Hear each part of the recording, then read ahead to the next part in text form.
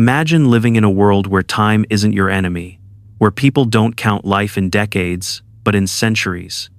Now ask yourself this uncomfortable question. If humans lived 800 or 900 years, how many people could actually exist before the flood? Because if the answer is a lot, then the story of Noah isn't about a few corrupted tribes. It's about an entire world, a world that looked stable, advanced, normal. And here's the part that should unsettle you most. They didn't think anything was wrong until the rain started falling. Stay with me, because by the end of this video, the numbers won't be the scariest part. The mirror will be. The 1941 test. One comment under the video stopped me cold. Not because it was poetic, not because it quoted scripture, but because it was simple, lived experience. I was born in 1941. The world population was 2 billion. Today, it's over 8 billion. No theories, no speculation, just memory and numbers. Sit with that for a moment. In the span of a single human lifetime, the population of the planet didn't just grow, it multiplied. 4 times larger in just 83 years. And it did not happen in a perfect world. It happened through world wars, genocides, pandemics, nuclear weapons, economic collapse, famine, pollution, and constant instability. It happened while most humans lived less than 80 years. It happened while fertility steadily declined in many parts of the world. It happened while modern life placed more limits on the human body than ever before. And yet, the numbers still exploded. Now rewind history far beyond modern charts and censuses. From Adam to Noah, the biblical timeline gives us roughly 1,656 years. Not decades, not centuries, more than a millennium and a half. In that world, people were not dying at 70 or 80. They were living 800, 900 years. That changes everything. Reproduction was not compressed into a short window of youth. It was stretched across centuries. Families were not small by necessity. They could expand slowly, steadily, and relentlessly. Knowledge did not disappear every generation. Skills were refined over hundreds of years by the same minds. Entire bloodlines overlapped in ways we cannot even picture today. Even if population growth was far slower than modern rates, even if death, violence, and disaster were common, the math does not politely increase. It compounds. It accelerates. It overwhelms intuition. And suddenly, the idea of billions of people before the flood does not sound like madness. It sounds inconvenient, because it shatters the safe image we prefer. The image of a tiny, scattered humanity that simply lost its way. A simple world that failed. What replaces it is far more unsettling. A world that was full, connected, advanced. A world that looked stable right up until it collapsed. The myth of the empty world. Most people carry an image of the world before the flood that feels almost harmless. Something like a children's illustration. A wide, empty landscape. A few huts scattered across the land. Small families minding their own business. Plenty of space. Plenty of silence. A world that feels simple, slow, and mostly untouched. But that picture does not come from the text. It comes from comfort. When Genesis describes that era, it does not use the language of survival. It does not say humanity barely endured. It does not say people struggled to exist. It says humanity multiplied on the face of the land. That single phrase quietly dismantles the entire empty world myth. Multiply is not a word you use for a handful of people. It is not a word that applies to isolation. It implies spread, reach, presence. It suggests that human beings were not confined to one valley or one region. They were expanding outward, filling space, interacting, overlapping, colliding. That word only makes sense in a world with scale. Cities do not appear because a few families get bored. Cities require people, organization, labor, planning, infrastructure. Civilizations require density, communication, trade, and shared systems. And moral collapse requires something even more specific: interaction, influence, reinforcement.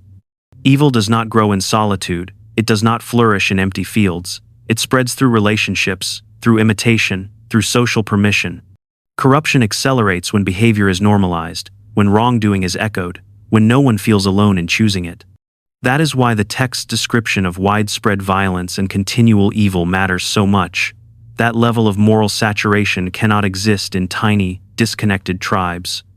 It emerges in large, interconnected societies, where actions ripple outward and ideas travel faster than conscience. And this is where the story stops feeling ancient and starts feeling uncomfortably modern. Because we also live in a world defined by multiplication, of people, of ideas, of influence, of distraction. Networks shape behavior. Systems reward momentum over reflection. And just like then, normal life continues, even as deeper fractures spread beneath the surface. The myth of the empty world makes the flood easy to dismiss, a small failure, a distant mistake. But once you let go of that myth, the story becomes harder to escape. Because it no longer describes a primitive past, it describes a pattern, the Watchers and forbidden knowledge. Now the story turns darker, not because the world lacked knowledge, but because it had too much of it in the wrong hands. Ancient texts speak of the Watchers, beings who did not merely observe humanity from a distance but actively intervened. They taught, they revealed. They accelerated human development in ways that were never meant to happen all at once. The traditions describe knowledge that arrived too early and too fast. Advanced metallurgy, weapon making, techniques that turned tools into instruments of dominance. Occult practices that promised control over unseen forces, skills that gave humanity power before it had the moral structure to carry it. Whether you take these accounts literally, symbolically, or somewhere in between, the pattern that emerges is unmistakable. Human capability began to outpace human restraint. And that should sound familiar. Knowledge itself is not evil, technology is not evil, teaching is not evil. Every civilization grows by learning, but history shows a consistent rule. When power expands faster than wisdom, destruction follows close behind. When humans gain the ability to reshape their world before they learn how to govern themselves, the tools meant to build become weapons that tear everything apart. The pre-flood world may have been the first time humanity crossed that line at scale. Not just individuals abusing power, but entire societies reorganized around it. Influence concentrated, violence normalized, pride reinforced by results.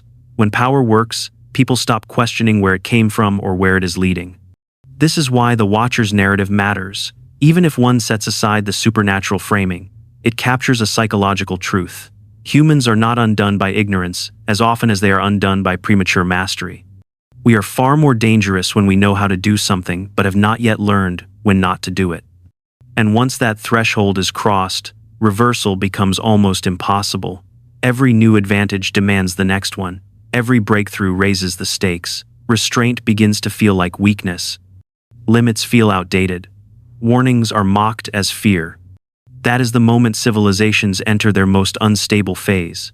Not when they are weak, but when they feel unstoppable. The pre-flood world may not have collapsed because it lacked guidance. It may have collapsed because it no longer believed it needed any. Environment changes everything. We make a quiet but critical mistake when we imagine ancient people living under modern limits. We project our fragile bodies, polluted systems, and shortened lifespans backward in time, assuming it was always this way. It was not. The world before the flood operated under conditions fundamentally different from anything we experience now. There was no polluted air thick with industrial residue, no depleted soil stripped of nutrients by overuse, no chemically altered food engineered for efficiency instead of nourishment, no sky saturated with radiation in the way we accept as normal today. When we read ancient descriptions carefully, what emerges is not a harsher world, but a gentler one. A world designed to sustain life rather than exhaust it. Many theories point toward an environment that was remarkably stable, climate that did not swing wildly between extremes, atmospheric conditions that filtered harmful radiation, soil that retained moisture and fertility without erosion, water that was clean, consistent, and uncontaminated. Nutrition was not supplemented, it was inherent. Even today, we see small echoes of this principle. Hyperbaric chambers are used to heal damaged tissue, accelerate recovery, and restore function. That is not science fiction. That is modern medicine rediscovering something ancient. Now imagine being born into an environment like that, not visiting it for treatment, but living your entire life inside it. In such a world, Long life would not be miraculous. It would be expected. Bodies would repair more effectively. Disease would progress more slowly. Aging itself would be a different process. And when extended lifespan meets long fertility windows, abundant food, and environmental stability, population does not merely increase, it compounds. Biology, environment, and time begin reinforcing one another. Each generation starts stronger. Each family grows larger. Each society has centuries to organize, refine, and expand. Under those conditions, population limits are not easily reached. They are delayed far beyond our intuition. And that leads to an uncomfortable realization that reshapes the entire story. The flood did not wipe out a struggling species clinging to survival. It erased a thriving one. A world that was not failing biologically or environmentally, but morally. A world that had every advantage and still collapsed. Only 8 were saved. One comment cut deeper than all the numbers and theories combined. It did not argue about population models or ancient environments. It did not debate timelines or translations. It went straight for the heart. If you think you're getting into heaven because you're a good person, remember this. He saved 8. 8. Not 8%, not 8,000, 8 people. Out of a world that may have numbered in the billions. That number should not feel abstract. It should feel personal, because it instantly destroys a comforting assumption most people quietly carry. The idea that being decent is enough, that blending in is safety, that if things were truly that bad, surely more people would have noticed, surely more people would have changed. But the text says otherwise. They were not wiped out because they were ignorant. They were not destroyed because they lacked warnings. Noah preached for decades. The ark was built in plain sight. Every day, it stood there as a contradiction to the normal flow of life, and yet life went on. They were building, expanding, planning for the future, getting married, raising families, investing in tomorrow as if tomorrow was guaranteed. Nothing about their daily routines looked like desperation or collapse. That is the most unsettling part of the story. Judgment did not arrive during chaos. It arrived during normalcy. And that is why the number 8 is so disturbing. It tells us that moral collapse does not announce itself with panic. It hides behind productivity, behind celebration, behind the assumption that if everyone else is doing it, it must be fine. Lottery odds do not scare us when we believe we are not playing. They become terrifying only when we realize we already bought the ticket simply by existing inside the system, simply by drifting with the crowd, simply by assuming we will have time to decide later. The story forces a brutal question, not whether the world was wicked, but whether righteousness is rarer than we want to admit. 8 were saved not because they were lucky, but because they chose to listen when ignoring would have been easier. Fear isn't a bug, it's a signal. Another comment felt completely different from the rest. It was not trying to explain history. It was not defending doctrine or debating timelines. It was raw. It was human. A man asking for prayers, admitting he was terrified, saying he could not stop shaking, saying his world was falling apart faster than he could hold it together.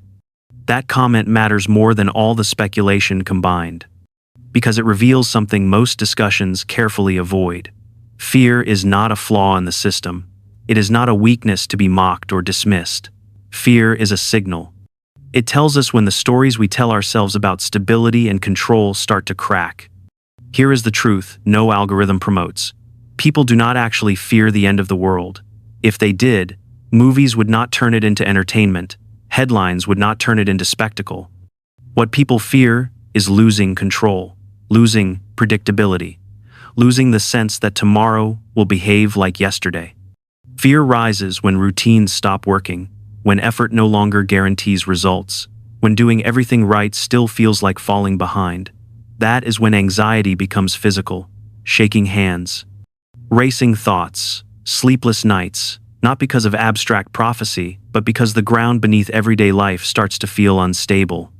This is why the days of Noah were not terrifying because of giants or massive population numbers.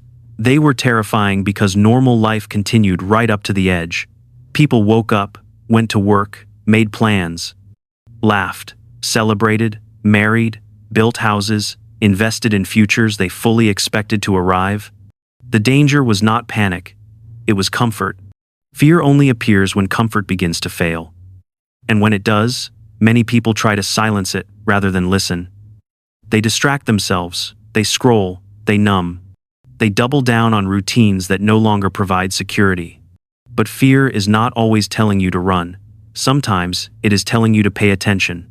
The man asking for prayers was not weak. He was aware that something is wrong, aware that the old assumptions are no longer holding, aware that control is thinner than we like to admit. And that awareness is uncomfortable, because once you feel it, you cannot unfeel it. The days of Noah remind us that fear does not arrive too early. It usually arrives late. Often just late enough to ask the question that matters most. What am I really standing on? Why this story won't let us go?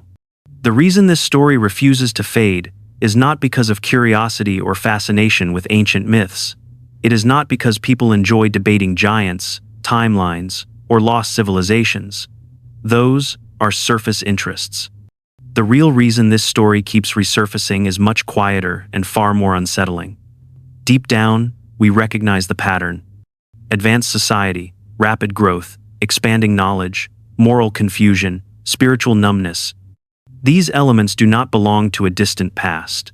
They describe a cycle, one that repeats whenever progress outpaces reflection and comfort replaces conscience. The world before the flood is not compelling because it was strange or exotic. It is compelling because it feels uncomfortably close. We see the same dynamics at work today. Technology advancing faster than ethics, systems growing larger while individuals feel smaller. Constant connection paired with deep isolation. Information everywhere, wisdom nowhere. People surrounded by noise yet starved for meaning. That familiarity is dangerous. When a pattern feels normal, it stops triggering alarm. Warnings sound exaggerated. Caution feels unnecessary. The extraordinary becomes background noise. This is how societies drift, not suddenly, but gradually, step by step, compromise by compromise, until the distance between where they started and where they ended becomes impossible to ignore. The pre-flood world did not collapse because people were uniquely evil. It collapsed because corruption became ordinary.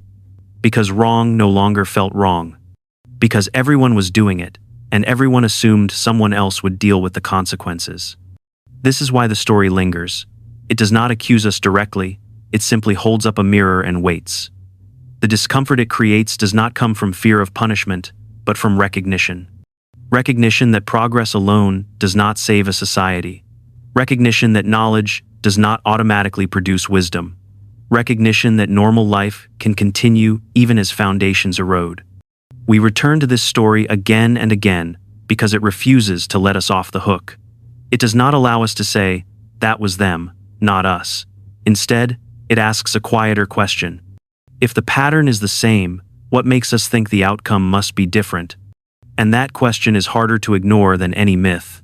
The story of Noah isn't really about numbers, or giants, or lost civilizations. It's about attention, about what people chose to notice and what they chose to ignore. They didn't drown because they lacked information. They drowned because they assumed there would always be more time, and that's the real warning. Not that judgment comes, but that normalcy can hide it. If this made you uncomfortable, good. That means you're still paying attention. If you value truth over comfort and questions over easy answers, stay curious, subscribe, and don't stop thinking, especially when everything feels fine. Because history doesn't repeat itself loudly. It repeats itself quietly, until it doesn't.